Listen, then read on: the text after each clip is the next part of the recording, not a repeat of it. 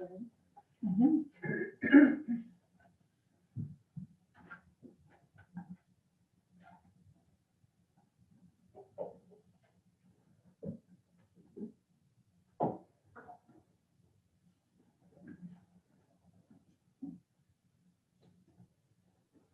right, call to order this regular meeting of the Village of Ashcroft Council for Monday, the 23rd of November, 2020. Please be advised that the Hub Online Network will record and broadcast today's council meeting. Move to adopt the agenda with, or move to add one item to tonight's agenda under new business, and that is the council meeting schedule changes. Councillor Anstett seconds that. Thank you. On the question, all those in favor, opposed, carried. Move to adopt the agenda as amended. Councillor Davenport seconds. Any other changes? Seeing none on the question, all those in favor, opposed, carried.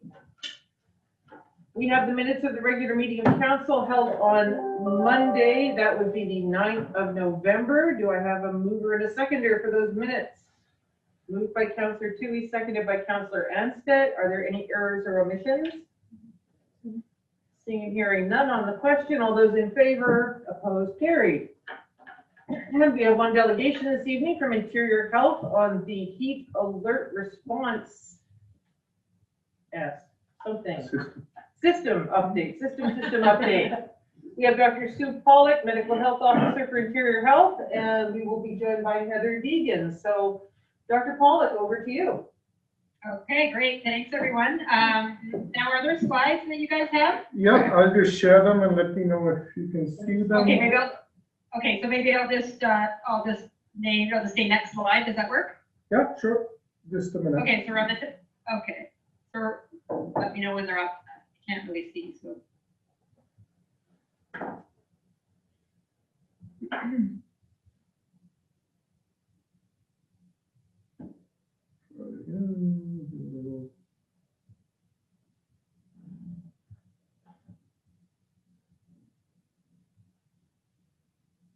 Doesn't want to share.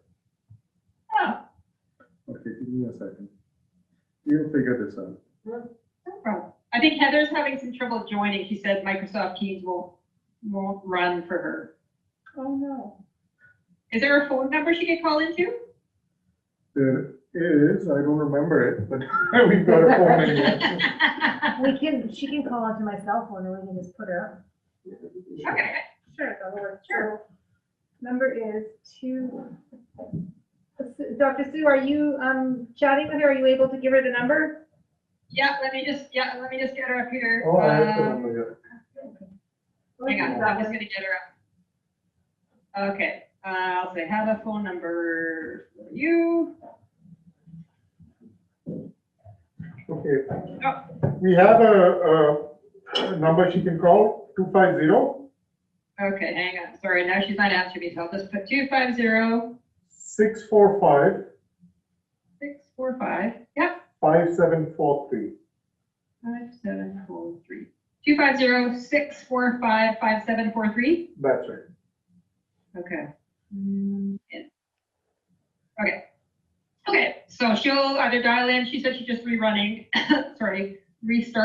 Microsoft Teams. And she's just responding here. Okay, she's going to call in. Okay, I can get started though while she called in. Does that work? Yeah, okay, thank you. Yeah. I got the first part anyways. Okay, so here we are again. Heather and I have been before council before, but probably not with all of you. So I'll introduce myself. I'm Pollock. I'm Medical Health Officer with Interior Health Authority. I live and work in Kelowna. And I'm actually the Medical Health Officer for the South Okanagan and East Kootenay, but I have the climate change file. So I've been involved with Heather, Jenny Green, and Sylvia Alcurdy in this heat project for the last couple of years with a focus on and with Ashcroft. So are we have the slides up now? Yeah, can you see them? Yeah. So I'll go to the next slide, the outline. I'll try and maximize it. Let's see whether you can still see it. That's okay. I'm looking on my screen too, just to make it a bit easier. So, okay, so we're going to just talk a little bit briefly about extreme heat within the BC Southern Interior, what that means for us. And then planning and implementation of HARS and its components, and the lessons learned in the context of small communities. Heather says that number is not working. That number does not accept phone calls. 250-645-5743. Maybe turn off only allows dialogue. Maybe. She can try calling 250-457-06-494. Hold on. Do I know my phone number? No. Do I ever call me? What's my settings? I go. Technology. It's wonderful until it isn't. I know. 0776. No, that's not this phone. Not that one, okay. You want to use mine? I know the number.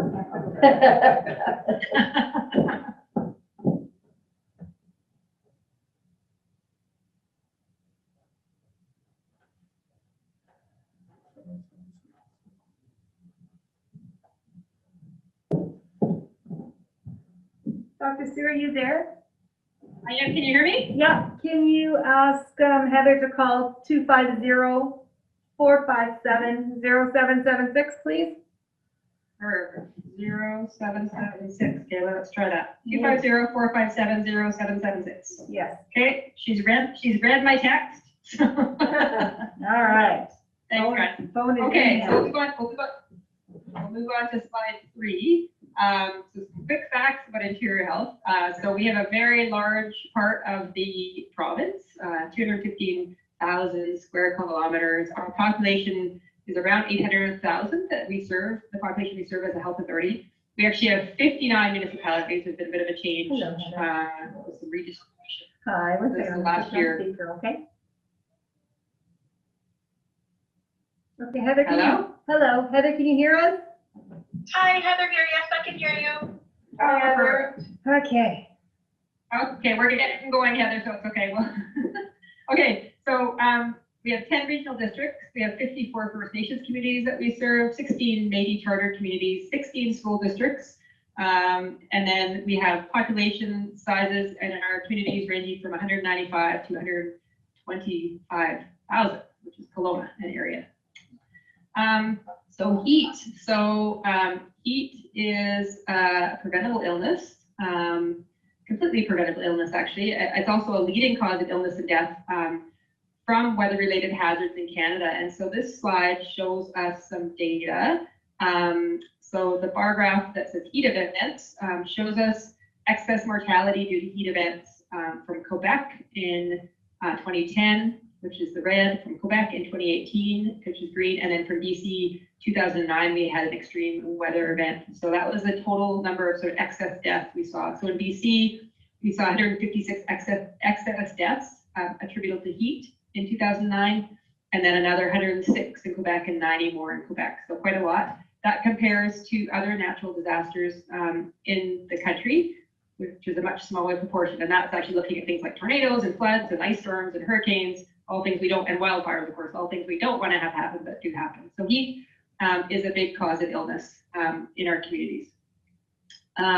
So the next slide is the hottest communities in BC. So I guess some of us are fortunate, I guess, if we like heat, to live in the southern interior, but we do know the temperatures have been rising as we experience climate change. And our communities in the areas that we serve as the health authorities are no exception. And so the orange lines are all communities that are in the Interior Health Authority, and you can see many of them are in the sort of Thompson Caribou area, so Ashcroft, of course, Kamloops, and Lytton. And then we also have significant heat in the South Okanagan. And then that compares with the hottest communities in the rest of the province, which are the gray lines, which are much lower than what we see in the southern interior. So the next slide is the at-risk populations. So people who are at risk, there's quite a few people who are at risk of heat-related illness. So people are at risk due to increased body temperature. They may not be able to regulate their body temperature, and also because of things like dehydration. So we know that people who work outdoors are at risk, and it's important that workplaces are aware of the risks and ensure that work can be modified during heat waves. Also those who are physically active outdoors. So one of our key messages during heat waves is that people reduce their exercise they do during heat waves. We also know that from some of the data out of Quebec that males living alone are also at risk, and especially those living alone with chronic illness, which probably speaks to social isolation pieces to that. And then young children. So very young children, we know, can't regulate their temperature as well as adults can. Also, they spend more time outdoors. They don't maybe drink fluids or don't remember to drink fluids regularly like adults. And of course, we also have the risk of children who may be left in warmer or hot vehicles. So next slide is the intervention HARS slide. So the HARS is the Heat Alert Response System. And this is a bit of a nice looking diagram that shows us what that HARS system is.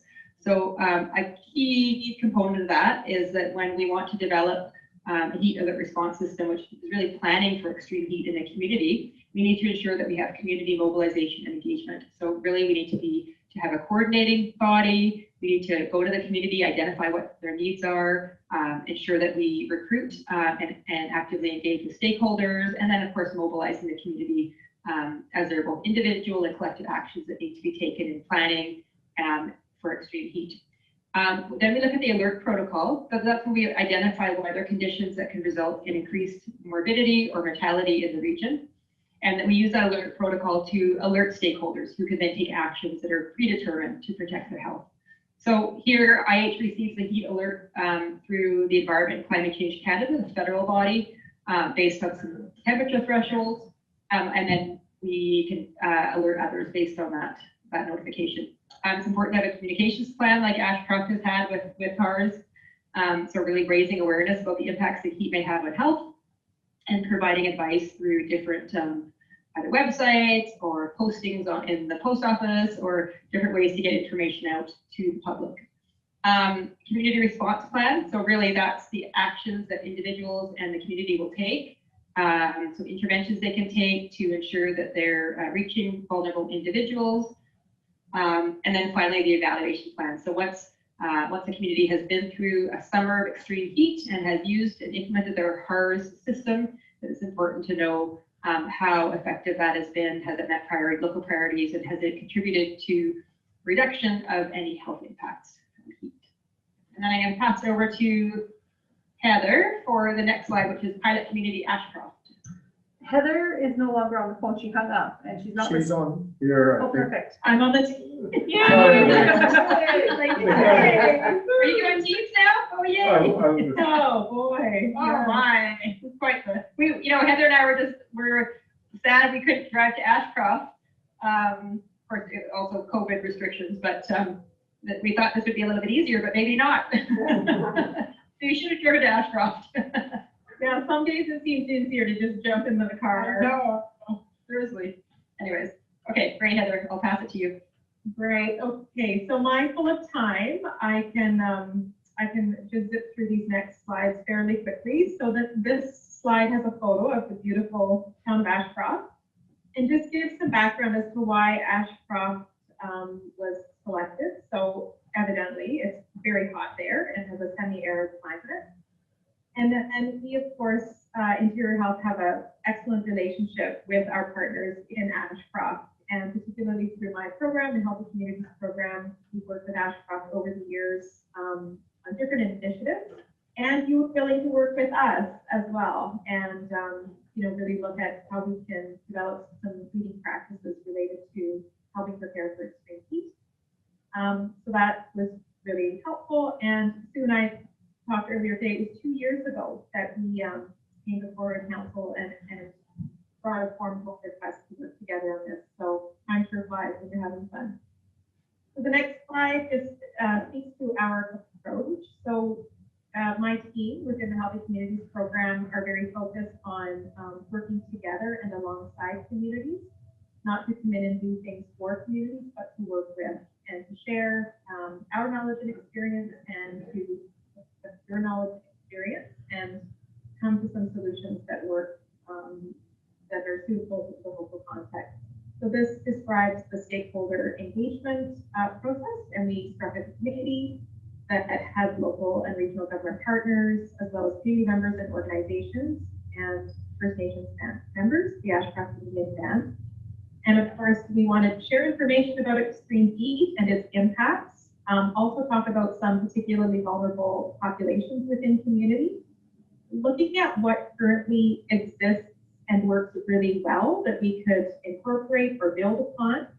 And then also identify roles and responsibilities that different stakeholders can take if and when heat comes.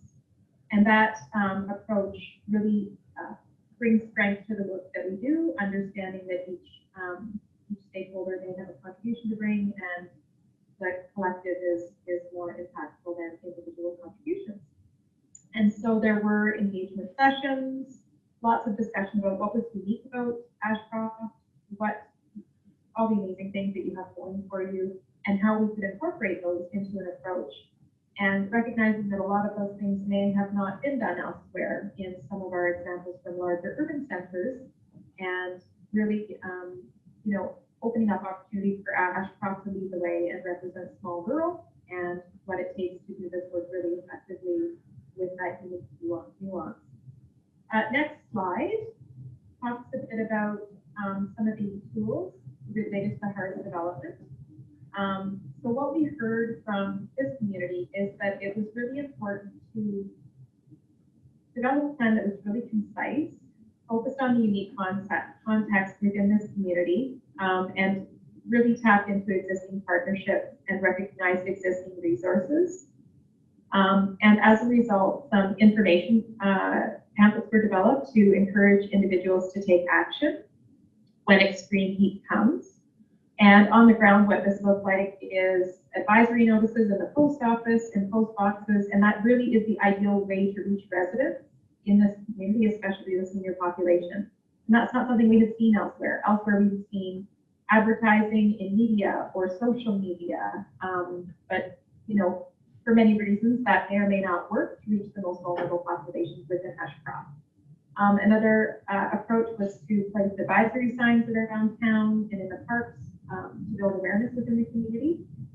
And then, of course, updating the village website with key advisories and other information and resources.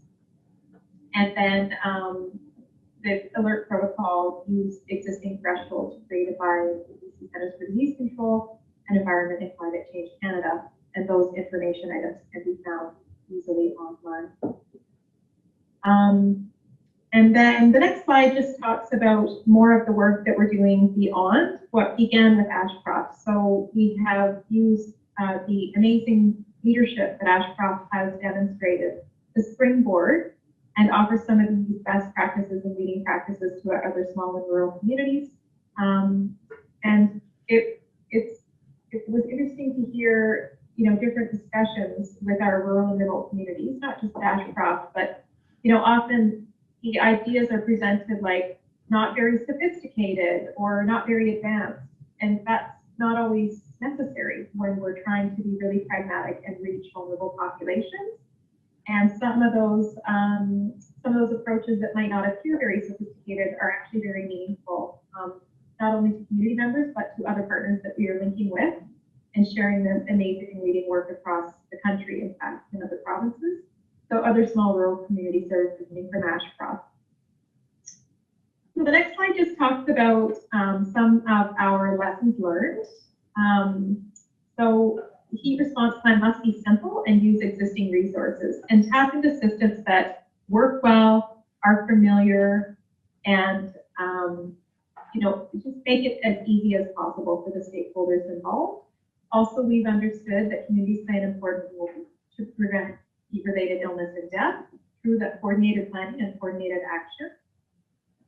And then some other considerations for developing HARDs in rural communities, really underscoring the impacts of exposure to heat stress, really emphasizing that communities have a lot of strength and a lot of capacity that can be built upon. Cooling centers play a really important role. Engagement and communication channels that are essential for a successful outcome. And then there are some special populations to consider. And then also to think about competing priorities. So I know in some of our very early discussions, the concern arose related to when heat comes, often smoke also comes. And so could those be competing in terms of putting a stress on existing resources and the people who have to support those key responses? So just with respect to where we're going next, interior health and the team that's doing our have focused on this work. Of course, we're going to continue to share and apply the leading practices that we've learned from Ashcroft to other communities within our health authority, and invite rural communities to develop heat alert and response system. We're also going to continue to educate the public about extreme heat health impacts and also some potential short and long-term adaptation strategies. And then probably the next phase and a concerted effort will be put on stronger engagement with our Aboriginal communities, recognizing that, again, there are some unique considerations within Aboriginal communities, cultural related, and then also that we just have so much to learn from our Aboriginal partners and historical experience and historical context and how that may help us strengthen some of our practices and some of our recommendations related to this work. Sue, do you want to quickly wrap up with acknowledgements? Sure, yes. So we have many people we'd like to acknowledge, but certainly Daniela and Amy have been instrumental in this work, as has Michelle Allen, who of course is a retired CAO, and we worked very closely with at the beginning of this project. We also, the funding for this project comes from Health Canada, from the Climate Change and Innovation Bureau. And here locally within IH, Jenny Green, who of course is the community health facilitator for community of Ashcroft, Sylvia Alcurde, who's a regional epidemiologist. And we also last year had an interim project coordinator who we hired, who came on board and did a lot of this work for us. And then the Shift Collaborative is a group that's been helping with facilitating workshops and the heat and HARS toolkit that we now have available. And then we also have partners at BC Centre for Disease Control, and then with the meteorology group at Environment and Climate Change Canada. And then we just wanted to thank you for having us, and thank you for your patience with the technology. And there's our email address if you want to reach out to us. Thank you. Great, thank you very much. Thank you. Thank you for the presentation. Does anyone have any questions, comments? No, nice to see this come to fruition, and it would be nice to think that other people could learn from our experience with heat. And I know that this summer was a little bit tricky because of COVID-19. A lot of the plans that we had for cooling centers and places that people could go, obviously we couldn't do that this summer. So that was a wrench in the program, in the project. Anyone else? All right, well, thank you very much for the presentation. Have a good evening. Thanks for your time, and thank you for your ongoing partnership. Thank you very much. Thank you. Take care. Bye. Bye-bye.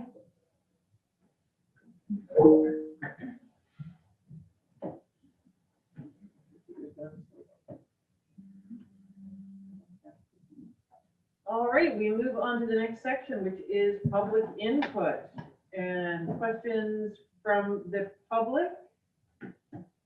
And if anyone does have questions, we would just ask that you come up to the lectern there just to make it easier to pick up your voice for the recording. Questions from the gallery?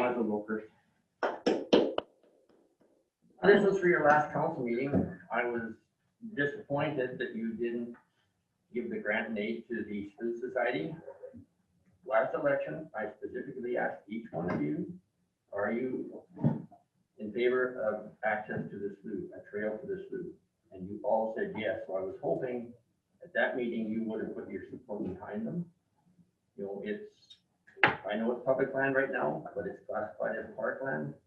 And I think you need to do everything possible to make it part of the village, but that was all I had to say. With respect though, Jim, I believe that what we expressed support for was a walking trail along Evans Road. No, I specifically asked for the slough at that time. I have since given up once they said there was no access.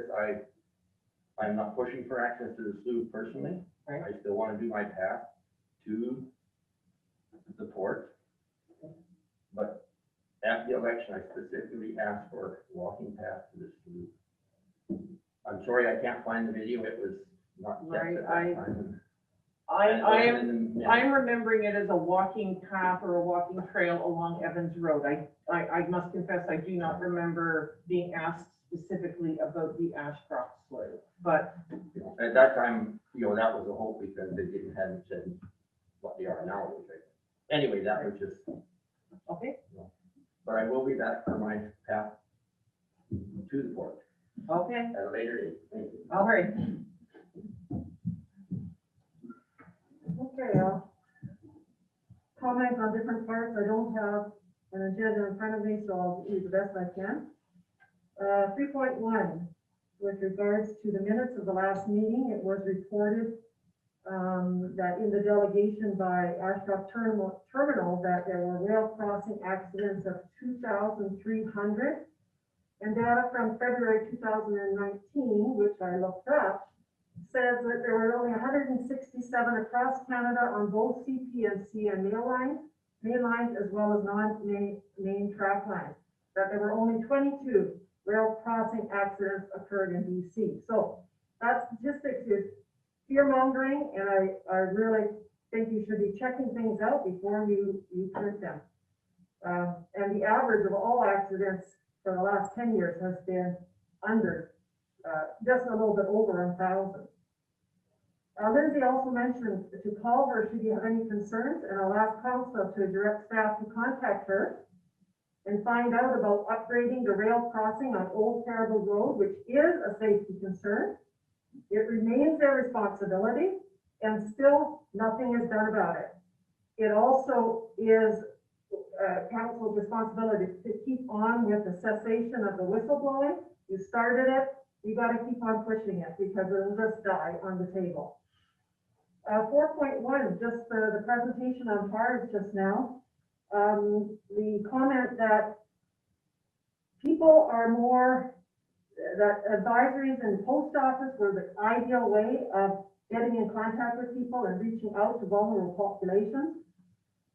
I think as well that you should consider these less sophisticated ways instead of also social media and things online, the buoyant alert. Fine, they're great, but I think you still should look at the digital side that all the communities around this area now have and have had for decades, some of them, and look at adding the post office, posting in the post office at the bulletin board for anything. When people get upset, when people get panicky, they're going to go to a central location. They're going to go to the post office. They're going to look for signs. That is what people will just naturally end up doing. 5.1, the subdivision bylaw. I just want to point out that the last subdivisions bylaw was adopted 31 years ago, number 480 in 1989, and that the servicing levels found in that bylaw for residential zoning, which would include those 2 new subdivisions now that they have started or have been initiated, that underground hydro and telephone services were required, sidewalks on one side, and also street lighting. In this new bylaw, you have lots of great standards, but you must consider the ramifications for 30 years that this bylaw may be in place. You are asking that developers do not have underground utilities. 31 years ago, they did. You are asking that street lighting be at the discretion of the developer. 31 years ago, it was required. No, street lighting is required. That's not what it says. If you look at the first paragraph, it says street lighting is not a requirement. It's the very first paragraph in that section.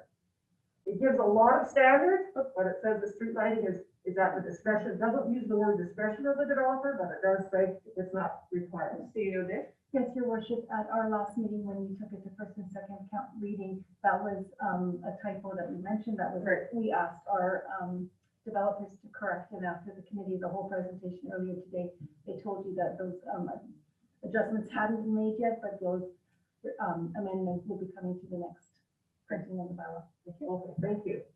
6.1, the Ashcroft Terminal delegation. According to the delegation form submitted, there was no action required by the village council. There were no requests that were going to be made. The presentation was for information only. So I find it interesting that there are recommendations from staff and a clear bias and support of private-owned business, the inland port, and in contrast, no support for a citizens group, the Ashcroft Slough Society, that is volunteers and people that elect you. Remember also that the village has already committed significant public funds to a private company, the inland port, by erecting a sign at taxpayers' expense, and the sign does not even conform to the new village bylaw. I know it is grandfathered, and I know that you are allowed to keep it up. But I find that the comments about safety are somewhat disingenuous, considering that CP rail runs right through downtown Ashcroft, the busiest part of our town. There is no fencing. You can walk right up to it. People in the back of the CN tracks, some of them don't even have fences. They're within a stone's throw of the tracks.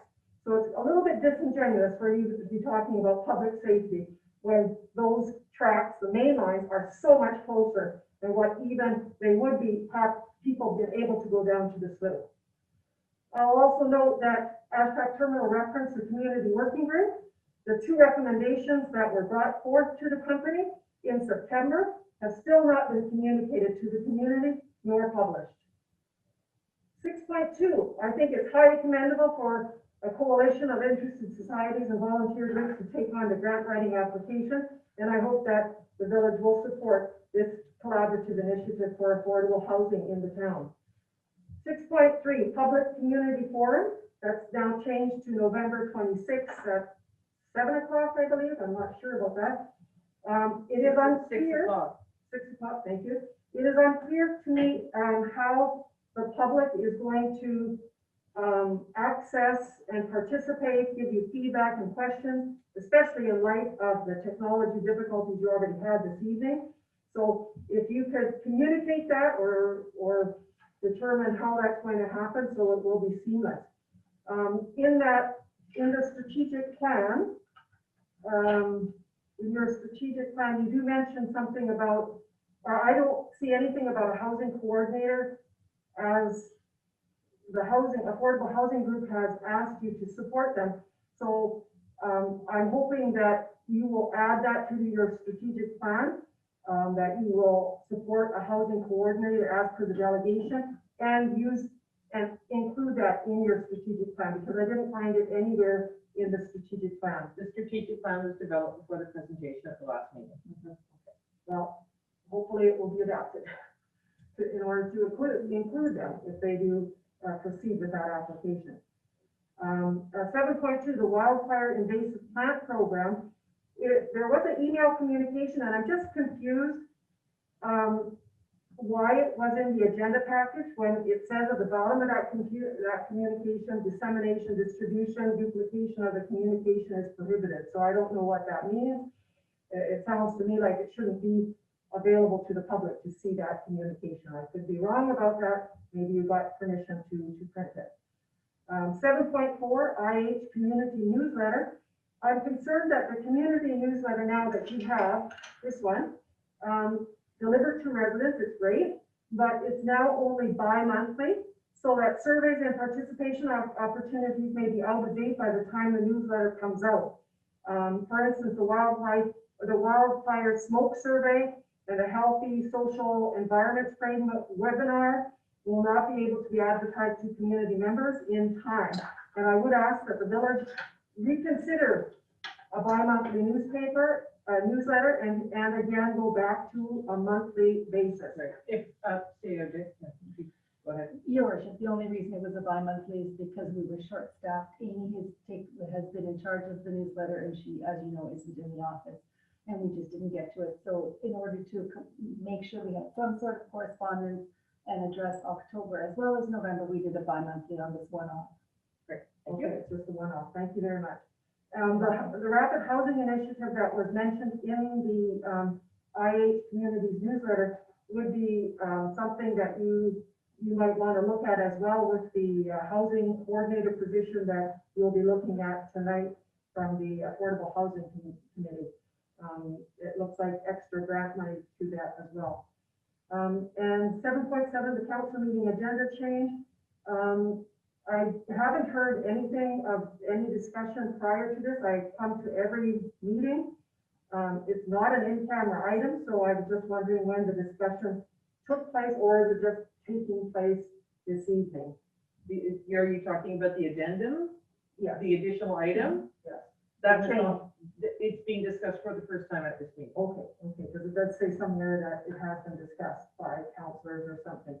And the last one, Mayor Roden, about the withdrawal of Gold Country from Area M and Area N. I'm just wondering if you know why they are withdrawing from Gold Country, or have any feedback from why those two communities or those two electoral districts are deciding to withdraw from the Gold Country Community Society. I do. It was a privileged conversation, so I'm not at liberty to give the details, but both those electoral areas have indicated that they would like to part ways with Gold Country Community Society, so it is up to the remaining partners to decide what they are going to do about that. Thank you very much. Okay. Questions from the press? No? Okay. I didn't mind.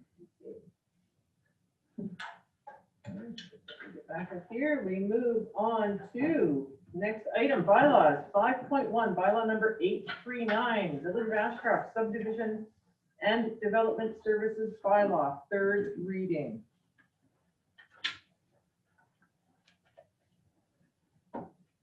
And I will move that bylaw number 839, Village of Ashcroft Subdivision and Development Services Bylaw 2020 be given third reading. Councillor Anstett seconds that. Any discussion? The couple of anomalies that were pointed out at the last meeting will be added or corrected on the bylaw. Councillor Tuohey. Thank you, Mayor Roden. I just want to mention that at our 6 o'clock meeting, that it was well presented on how the bylaws came about to be and how they work, and that it was the majority of the people on the doing the surveys. We are going by what the people that we asked for the surveys, and we got them back, and they have developed it on what the people of Ashcroft wanted. Well, I think that's important. It's been a very interesting process to watch because it's not something I've ever gone through, and to listen to the explanations for things like why you might prefer underground services to overground, and underground on the one hand are wonderful. I live in a subdivision of Ashcroft that has underground services. When it comes time to put the streetlights up, you've got nothing to put the streetlights on. So now you go to extra expense to build the standalone streetlights such as we have on our street, as opposed to the ones that are attached to poles on other streets in Ashcroft. And I think that the survey did a very good job of making it clear to people that the more you ask a developer to do, as Dylan and Mark pointed out in their presentation tonight, the more likely it is that a developer will look at a community and say, this is going to cost us too much. We will not realistically be able to sell our lots for the money that it costs us to develop them. So I think that the recommendations that came back through the survey, which is that people wanted sidewalks on one side of the road, they wanted parking, but they were fine with above ground services, was a nice compromise. People recognized the need for some things, but other things they felt they could live without if it meant that we would have development here. So, Yep. and we had more than 100 surveys returned, which is a very good rate of return for a community of our size. So yeah, that was a good representative sample of the population of Ashcroft. Any other comments? No? All right, on the question then, which is to give bylaw number 839 third reading. All those in favor? Opposed? Carried. We move on to staff reports. Item 6.1, Ashcroft Terminal. This is regarding the delegation, because of course we do not deal with anything brought up at a delegation at that meeting unless it is an extraordinary circumstance. So council has a couple of recommendations in front of them. Councillor Tuohey. Thank you, Mayor Odin. I would like to go with the staff recommendation of option number 1. The council support public safety in the village boundary, provide clear and consistent messaging in regards to illegal trespassing, explore avenues to provide safe recreational opportunities. Thank you very much. I see Councillor Ansted's hand first to second that and open to discussion.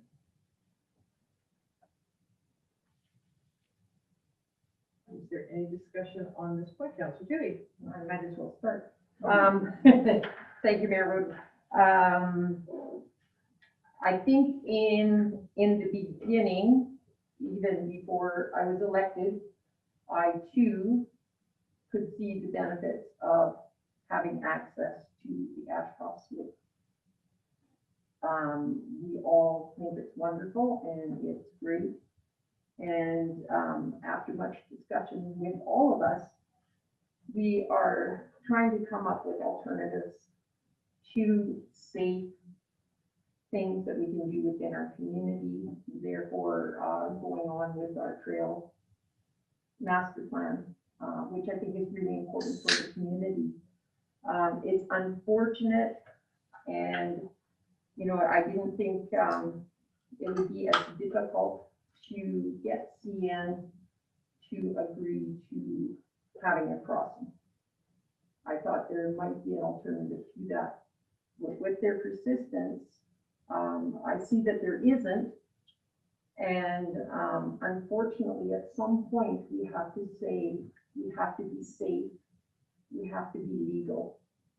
And even though people in our community, we have the ones that are verbal saying they want it, but we also have the other ones that are saying to us, we understand it has to be safe, it has to be legal. Thank you. Thank you. Councillor Ansted. I just want to echo Councillor Tuohey's comments there. At the end of the day, it comes down to public safety, and that public safety is a extreme passion of mine. So there's no question in my mind that it's not only the right option, it's the only option that we should be doing. Thank you. Councillor Dowd. Echoing both, obviously, it is the correct option. I mean, if there are other inroads that perhaps are made down the way, we still have two very clear messages from CN and CP and the inland port. If there are other approaches that happen down the way, you know, the safety of our citizens is the most important thing. So that is, I think we're in agreement that very important in the immediate moment. That is what we are aligning with.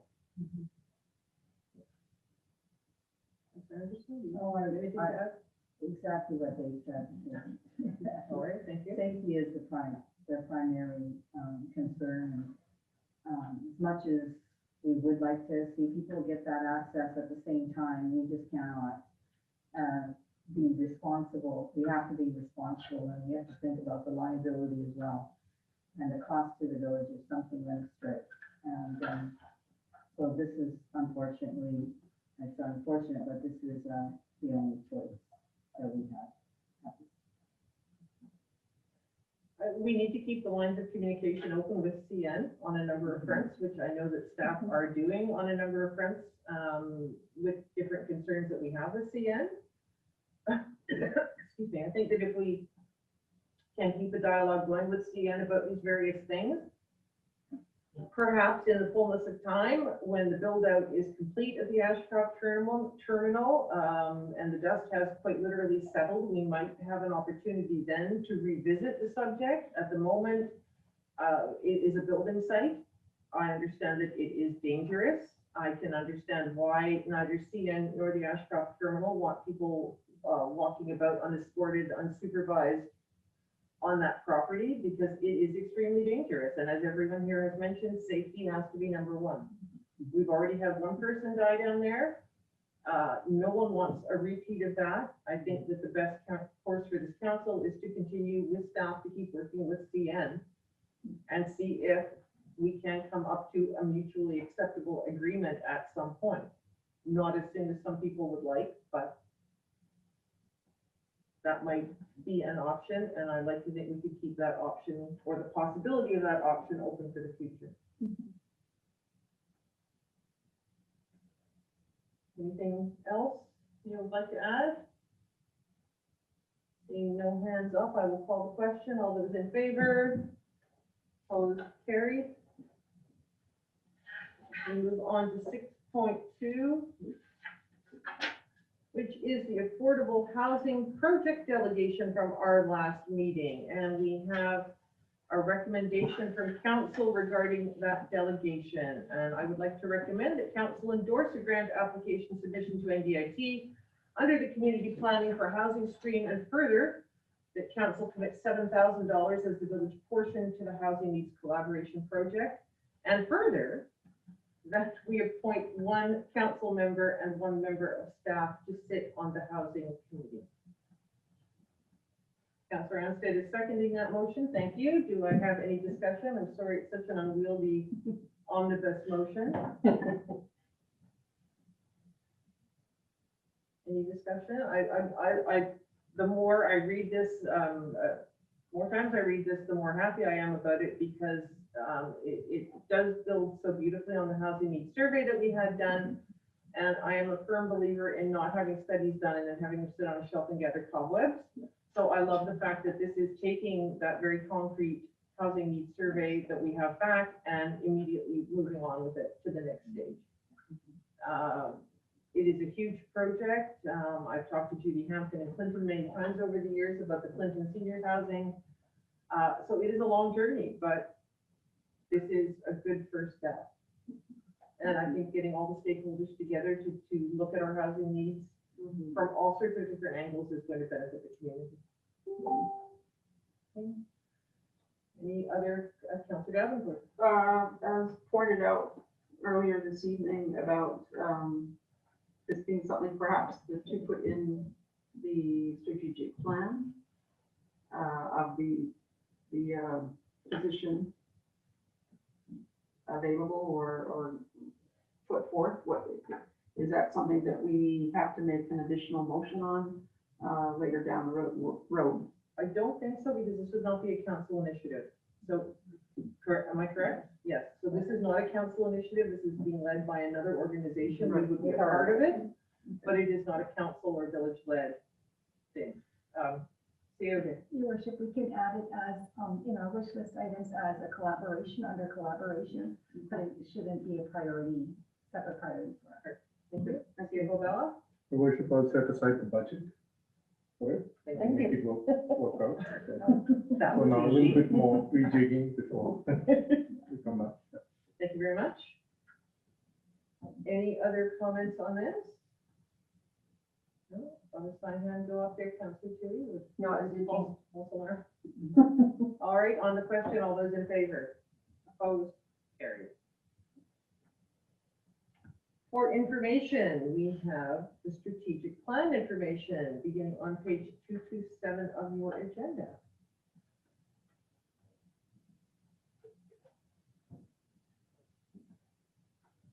So this is for information.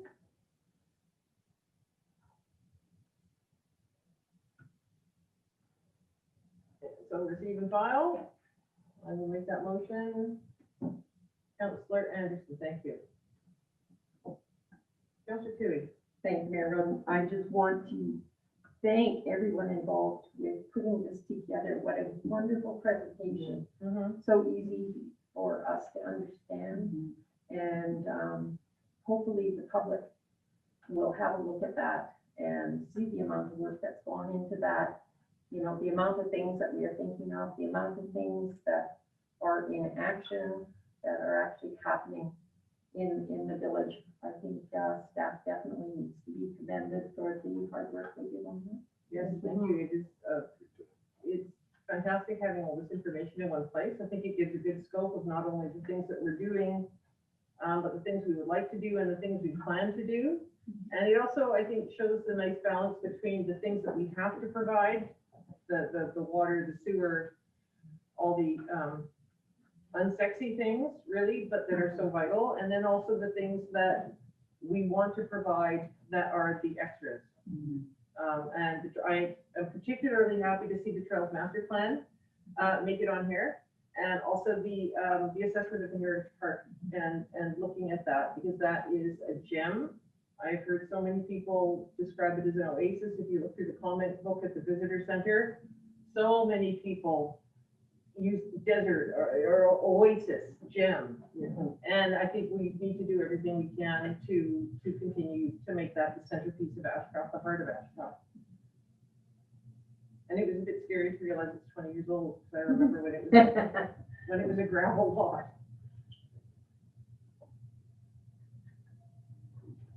Councillor Davenport. Well, one more comment about how I'm hoping that folks will be appreciative and note what we are about to accomplish for our next year is the community garden, which thanking Mayor Roden for putting that in your suggestion box of wants and needs, and it was definitely one of the things that when we were doing our kind of like things to be elected, that was on one of my main goals, was to achieve that, and I'm very happy about that, and I really hope that people in our community get involved with it and get excited about it. So hopefully COVID will be done by then, and we can all participate in that process of providing quality food locally in our downtown core. I've been bringing up the community garden since 2016, so persistence does pay off. You keep mentioning it enough. So no, I like just tying so many things together down in that area. Yeah. And community garden, people are looking more and more to food security. Yeah. I know the Clinton one has been tremendously successful. They've just kept building on it year after year. And I think that is a really good model to emulate what they've done up in Clinton, and it's that collaboration. We can work with Clinton, with communities of Bloom up there, and find out how they did it, what they did. We don't have to reinvent the wheel, and we can build that partnership with another community. Any other comments? Thank you to staff for your hard work. Thank you. He says, I haven't promised you the money yet. Any other comments? Seeing none, on the question to receive the file, all those in favor, opposed, carried. Okay, move on to item 7.1, Tnrd, member municipalities, proposal for invasive plant program participation.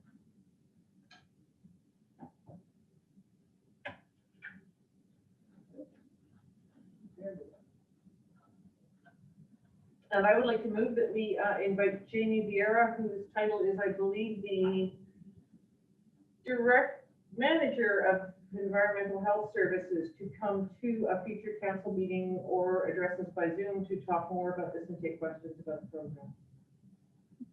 Councillor Anderson seconds that. Thank you. Any discussion? Any questions? I'm on the Thompson-Nickel Invasive Plant Management Committee, so I've sat through 2 presentations about this. So I can answer You know it some of all. your questions. What does knapweed look like? Yes, I've learned way more about invasive species than I ever wanted to. But no, it is an increasingly urgent topic around the committee table and throughout the Tnrd. 2017 saw a lot of disturbance, a lot of fire breaks built, which everyone was great, fire breaks. But that just provides a wonderful, wonderful way for invasive plants to get a foothold. They love that kind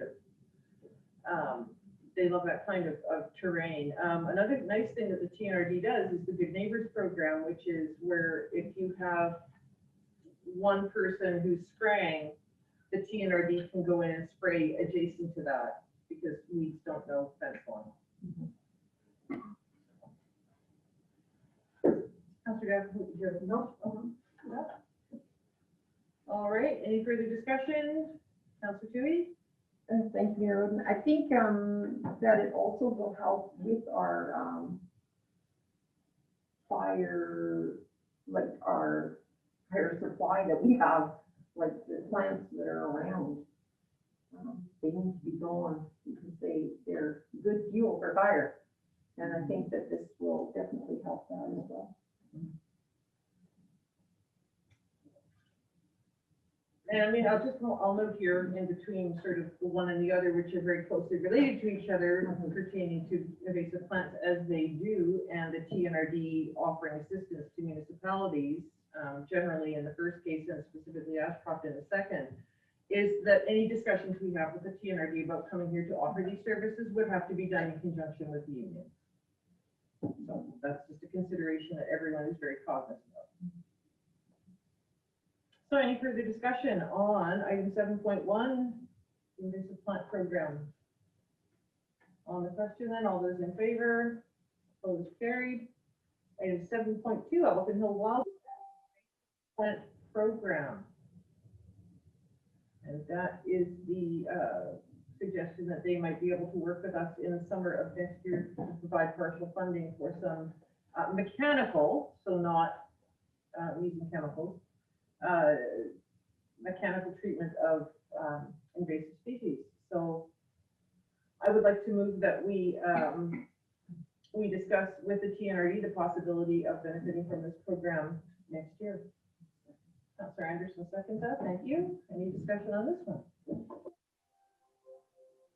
They were very successful in Clinton this past summer. I believe 32 private property owners, residents in Clinton, took advantage of the fact that the Tnrd paid for, funded someone to go up and do mechanical work. So if you were a homeowner and you had an invasive species or something you thought was one, you could contact them and they would come onto your property and deal with the whatever it was without the use of chemicals. So yeah, 32 is the number of residents. Councillor Anderson. Just a question, it says here that they did some of that in Boston Flats over the last couple of years. So do we know what the outcome of that was? Was that successful as well? I gather it is successful, but one of the things about invasive plants I've learned is that often it takes treatments over subsequent years to thoroughly eradicate or deal with something. In some cases you can eradicate it, but you have to try and maintain it. So, any other comments on this? On the question then, all those in favor, opposed, carried.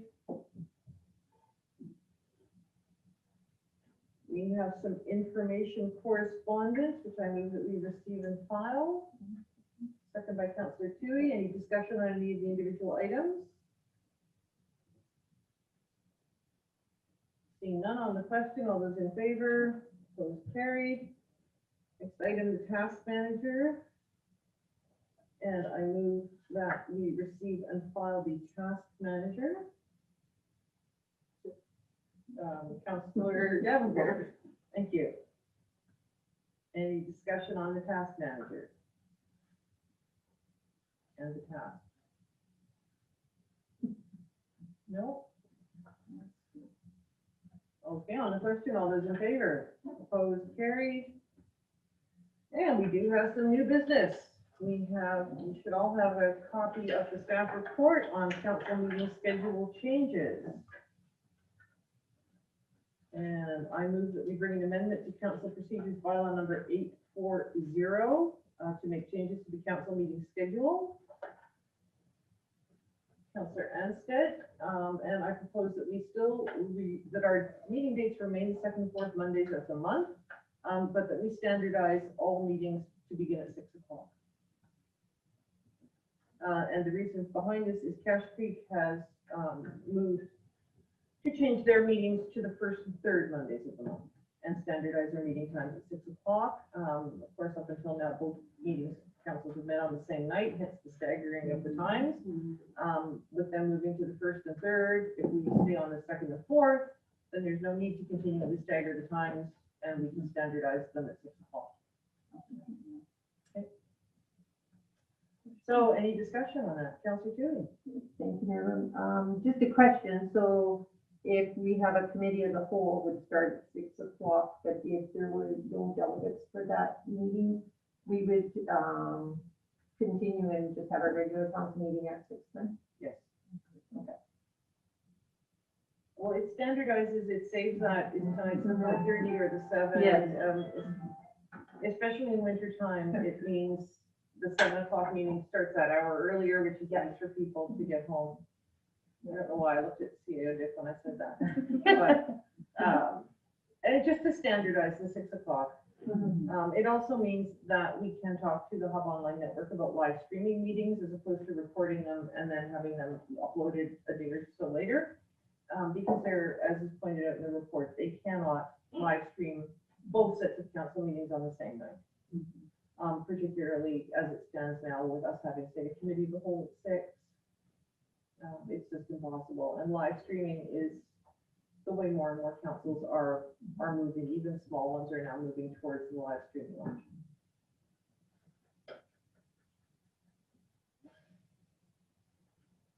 Yes, okay. This would be in effect starting January? This would start in I the new think we year. only have one more That's right. year, but. Yeah, Council Creek is maintaining their current schedule through the year, so we would stay status quo until December 31st. So both of us have meetings on the 14th of December, and then starting in January, they would go to the 1st and 3rd. And even with staff holidays, that's not going to mean that we ever over a month. Any further discussion? On the question then, all those in favor, opposed, carried. And the final item, it looks like, is my report. Oh, yes, we have my report, and there is a motion contained in my report. You read it. And it is regarding the Gold Country Community Society, areas M and N. The electoral area directors have decided to withdraw from Gold Country Community Society. This council has at a previous meeting voted to allow them to leave. That would leave 7 remaining entities from within the Tnrd supporting Gold Country, including areas M and N. 6 of the 9 need to agree to let them go. Discussions with my fellow directors are that everyone is willing to let them go because making them stay would just not be to anyone's benefit. And the discussion with my fellow directors is that areas E, I, and J are all going to increase their funding by the requisite amount. The village of Lytton is pretty sure they're going to. Clinton has to discuss it. Cache Creek has already voted to increase. So one of the caveats that we have asked for is that there be more accountability with Gold Country Community Society reporting to the Tnrd directors who fund them. So I would like to move that recommendation. Do I have a seconder for it? Councillor Tuohey, thank you. And the other reason I should mention is that we have to officially sign off because this funding and participation is mandated by a Tnrd bylaw. So that bylaw needs to be amended, and they need to have written authorization from everyone involved in order to be able to move ahead with that. Any discussion, questions? Councillor Tuohey. Thank you. Can Yogi get that into his budget? Make sure he can do Your that. worship, any resolutions, I do adjust the budget accordingly. We'll have to see what has to happen, but yeah, I'm aware it costs the additional cost. Thank you, Councillor Tuohey. The other thing is, this is for 2021. When is their AGM? Did they just have it? Their AGM, that is a really good question. No, and we haven't had it in the last little while. It'll be coming up. Because I'm sure there'd be other discussions about the runnings and operations. We have had a couple of meetings, although there's one in my report on the 13th, which is closed, so I can't talk about it. So there have been meetings ongoing with the board of directors from Gold Country Community Society regarding this situation. Yeah. Any other discussion? On the question, all those in favor? Opposed, carried.